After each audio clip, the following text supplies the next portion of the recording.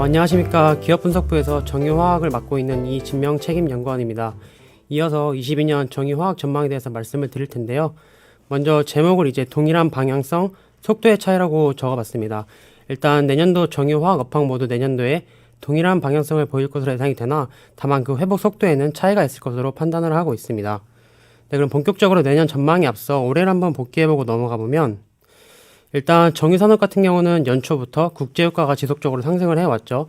그리고 이제 정유주 주가 흐름도 이에 따라서 굉장히 좋았습니다.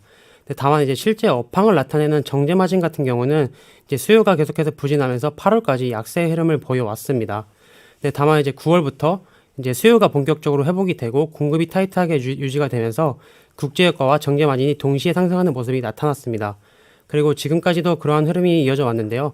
그렇기 때문에 저는 지금 정유 업황이 좀 구조적인 업사이클에 진입했다라고 판단을 하고 있습니다. 그리고 이제 화학 같은 경우는 반면에 좀 올해 부진한 흐름을 보였죠. 일단 오른쪽 차트에서 보시는 것처럼 지금 올 초에 미국 한파로 인해서 대규모 공급 차질이 발생을 했고 이에 따라서 스프레드가 급등을 했습니다. 그리고 스프레드가 급등한 이후에 계속해서 하락하는 모습을 보여왔는데요. 스프레드가 하락한 이유를 좀 공급과 수요 사이드로 설명을 드려보면은 일단 공급 차질이 생긴 부분이 정상화가 됐고 신증설 물량이 유입이 되면서 공급 부담이 심화됐습니다.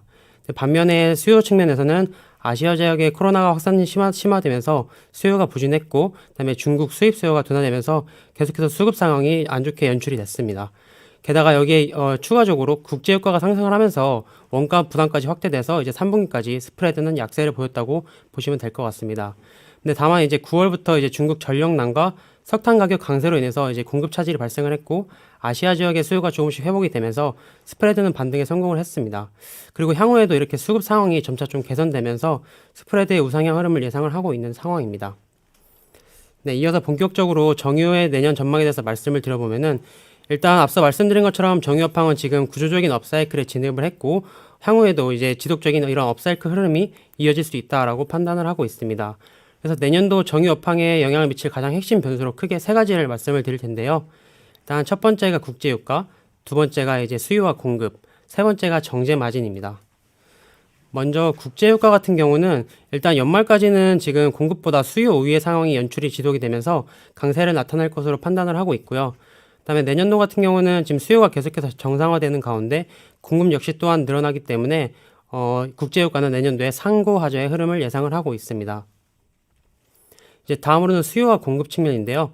일단 아까도 말씀드렸다시피 연말까지는 공급 증가보다 수요 증가가 더 크게 나타날 것으로 판단되기 때문에 연말까지는 초과 수요 상황이 지속될 것으로 판단을 하고 있고요. 그리고 내년도 같은 경우는 당연히 수요도 올라오겠지만 이제 공급 측면에서도 지금 오펙 플러스의 감산 규모가 축소가 되고 그다음에 미국의 원유 생산량이 회복이 되면서 공급 증가로 인해서 이러한 수급 불균형이 점차 완화될 것으로 판단을 하고 있습니다. 그래서 일각에서는 내년도 공급 증가에 대한 우려를 많이 하고 계신데요. 저는 이러한 우려가 좀 기우라고 판단을 하고 있는 이유가 크게 두 가지입니다. 일단 첫 번째가 좀 제한적인 업스트림 투자와 두 번째는 이제 중국 정부의 정유 산업에 대한 규제입니다. 일단 오른쪽 차트에서 보시는 것처럼 지금 글로벌리 친환경 정책 확대와 신재생 에너지 투자가 확대되는 반면에 이러한 전통적인 원유에 대한 업스트림 투자는 굉장히 내년에도 낮은 수준이 지속될 것으로 판단을 하고 있고요. 그리고 추가적으로 중국 정부가 계속해서 정유 산업에 대한 규제를 확대하고 있죠. 그래서 이런 부분들 때문에 중국 자국 내 이제 생산이 감소할 것으로 판단을 하고 있습니다. 그래서 이러한 부분들이 내년도에 그 공급 증가 우려를 상쇄시킬 수 있다고 판단을 하고 있고 오히려 내년도 정유 업황은 이제 수급적으로도 굉장히 좋은 상황이 나타날 수 있다라고 판단을 하고 있습니다. 네, 다음으로 재고인데요. 일단 글로벌 전체 석유 수요의 약 46%를 차지하고 있는 OECD의 원유 재고 같은 경우는 지금 차트에서 보시는 것처럼 5년 내 최저치 수준입니다. 그리고 앞으로도 계속해서 수요가 개선될 거기 때문에 재고 증가 우려도 좀 낮다고 보고 있고 내년도에도 재고 레벨 자체는 좀 낮은 수준이 연출이 될 거라고 판단을 하고 있습니다. 그래서 종합적으로 정유 업황을 좀 말씀을 드려보면 일단 내년도에 국제 유가가 하향 안정화됨에도 불구하고 이제 우호적인 수급 여건이 지속이 되면서 정제 마진의 우상향 흐름은 이어질 수 있다라고 판단을 하고 있습니다. 그리고 추가적으로 이제 중동 산유국들의 원유 수출 프리미엄인 OSP까지 하향 안정화되면서 이러한 지금 정유 업황의 구조적인 업사이클 흐름은 앞으로도 내년에도 이제 이어질 수 있다라고 지금 판단을 하고 있습니다.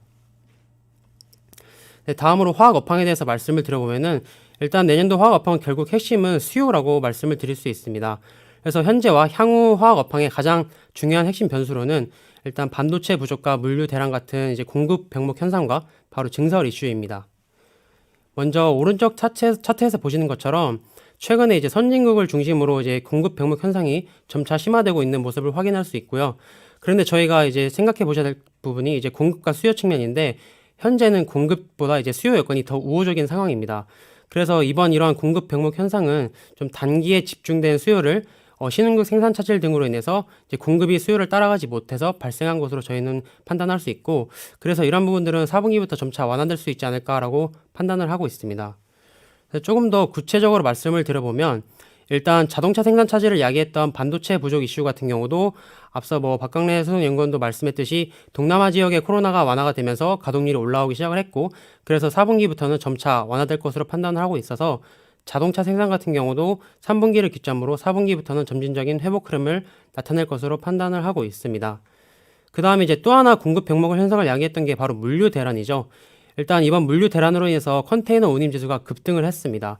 그리고 아시는 것처럼 화학 제품의 90% 이상은 다 컨테이너를 통해서 운송이 되기 때문에 이번 운임 지수 급등으로 인해서 이제 화학 제품들의 수출이 굉장히 원활하게 이루어지지 못했습니다. 그래서 아시아 증설 물량들이 수출되지 못하면서 아시아 지역 내 공급 부담이 더욱더 심화됐던 거고요. 그래서 이러한 부분들도 이제 한국 가동 시간이 늘어나고 인력 부족 문제도 점차 해소가 되면서 4분기부터는 좀 하향 안정화되지 않을까라고 판단을 하고 있습니다. 그래서 결론적으로 이런 공급 병목 현상들이 점차 4분기부터 완화가 되면서 화학 수요도 다시 정상화될 수 있다고 저는 판단을 하고 있습니다. 네, 그 다음으로는 이제 핵심 변수 중 하나인 증설인데요. 증설 이슈 같은 경우는 과거에도 그랬지만 현재까지도 계속해서 화학 업황을 좀 우려 요인을 심화시키는 요인으로 작용을 하고 있는데, 일단 내년에도 올해와 마찬가지로 중국을 중심으로 증설 규모가 굉장히 많은 상황입니다. 근데 그럼에도 불구하고 일단 증설 규모 자체로 봤을 때 올해가 가장 증설이 많고요. 내년도로 갈수록 증설 규모 자체는 축소될 것으로 지금 예정이 되어 있습니다. 그리고 여전히 수요 기대감 또한 존재하기 때문에 공급 증가에 따른 시황 둔화 하락 가능성은 좀 제한적이다라고 저는 판단을 하고 있습니다. 그래서 화학 업황도 정리해서 좀 말씀을 드려보면 이러한 각종 공급 증가 우려에도 불구하고 공급 병목 현상 해소와 팬데믹 완화에 따른 수요 개선으로 점진적인 시황 개선을 예상을 하고 있고요. 그래서 과거 두 차례 호황기 때를 비교해서 같이 설명을 드려보면은 일단 과거 두 차례 호황기 당시에도 공급에 대한 우려가 존재를 했습니다. 그런데도 이제 호황기가 연출이 됐던 거고요. 그 이유는 바로 이제 공급 증가에 상응하는 수요 증가가 나타났기 때문인데요. 그래서 이런 부분들을 저희가 작년에도 목도를 했었기 때문에 내년 같은 경우에도 이제 수요가 정상화되면서 이제 화학 시황은 점차 개선될 수 있다고 판단을 하고 있고, 따라서 화학 스프레드 같은 경우도 올해 3분기를 기점으로 4분기부터는 우상향 흐름을 지금 예상을 하고 있는 상황입니다. 그러면 이제 화학 수요를 이끌 만한 이제 전방 산업으로는 이제 건설과 자동차를 말씀을 드릴 수 있을 텐데요. 일단 건설과 자동차 산업 같은 경우는 이제 화학 제품 중에 핵심 제품이라고 할 수 있는 합성 수지 수요의 총 29%를 차지하는 굉장히 중요한 산업입니다. 그래서 건설 산업 같은 경우는 어쨌거나 내년도에 이제 선진국 중심으로 재정 정책 집행이 확대가 되고 이렇게 되면은 이제 인프라 투자가 늘어나겠죠. 그럼에 따라서 일단 건설 경기 또한 회복될 것으로 판단을 하고 있고요.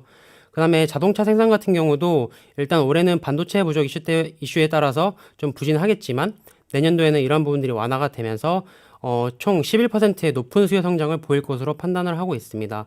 그래서 어쨌거나 이렇게 건설과 자동차 산업에 대한 수요가 살아나면서 화학 수요로 이어질 것으로 판단을 하고 있고, 이러한 부분은 결국 화학 스프레드 증가로 이어질 수 있다고 저는 생각을 하고 있는 상황입니다.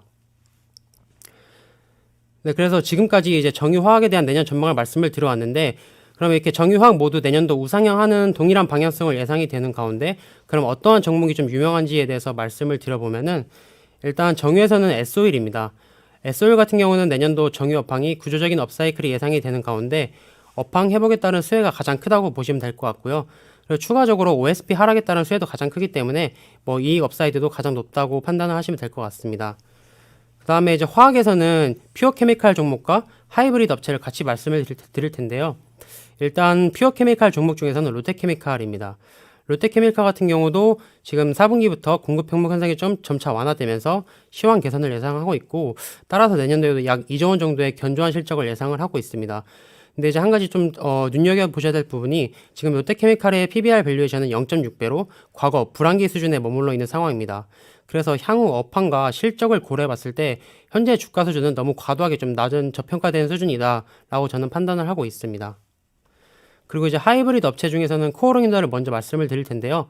코어링더 같은 경우는 제가 이제 작년부터 계속해서 좋게 말씀을 드려왔죠. 그리고 올해 주가 퍼포먼스 또한 굉장히 좋았던 종목이고요.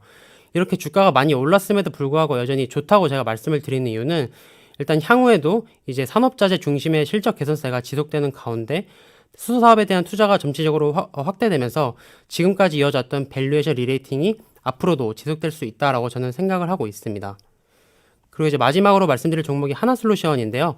하나솔루션 같은 경우는 일단 본업인 케미칼 부분 실적이 올해도 굉장히 좋았죠. 그리고 내년에도 주력 제품인 이제 PVC랑 가성소타 시황이 좋을 것으로 판단이 되기 때문에 내년도에도 이제 본업 케미칼 실적이 견조하게 유지되는 가운데 특히나 지금까지 주가 약세를 이끌었던 큐셀 부분의 적자도 좀 해소될 것으로 판단을 하고 있어서 이제 본업 실적 개선과 큐셀의 턴어라운드를 예상하고 있기 때문에 하나솔루션은 지금 좀 바닥 관점에서 긴 호흡을 가지고 접근하시면 좋겠다라고 말씀을 드리고 있습니다. 네, 이상으로 정유화학에 대한 내년 전망을 마치도록 하겠고요. 지금까지 경청해 주셔서 감사합니다.